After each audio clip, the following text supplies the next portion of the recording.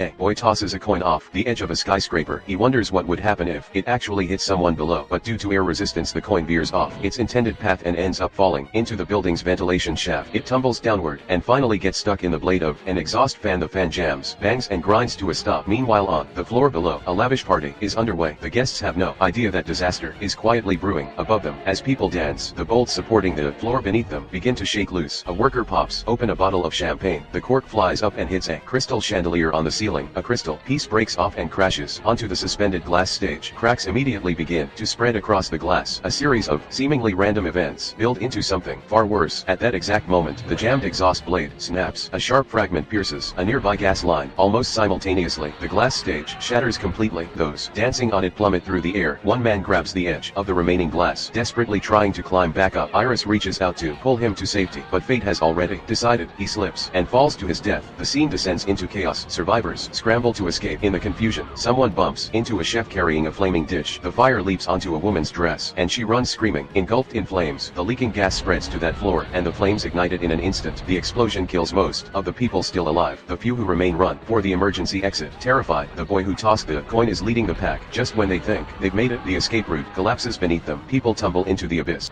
one after another. In the end, only the boy at the front and Iris at the very back survive the fall. Their last hope is the emergency elevator. Everyone rushes to squeeze inside. Just as the doors are about to close, a man shoves Iris out of the elevator to make room for himself. He scrambles in, but the elevator is overloaded. The cables snap. The entire car plunges into the shaft. No one inside survives. Iris is left outside alive once again. With all escape routes cut off, the remaining survivors gather on one side of the restaurant, hoping it will hold until rescue arrives, but their combined weight throws the suspended structure off balance. Ironically, the spot they thought was safest is the first to collapse. Iris cheats death again. She reaches out to save another woman, but before she can grab her, the woman falls into the void. Miraculously, this part of the glass floor remains intact. The others freeze in place, not daring to move. All they can do now is pray for rescue. Meanwhile, the boy who started it all has reached the ground floor. Right then the coin he threw lands on top of a grand piano in the ballroom. The piano, thrown off balance, slides forward, crashes through the remaining glass floor. Everyone still above plunges to their deaths. The piano crashes to the ground, crushing the boy who had thrown the coin. He dies on impact. In the end, only Iris and a young boy survive. As the floating restaurant teeters on the edge of total collapse, Iris grabs the boy's hand and then jumps into the void.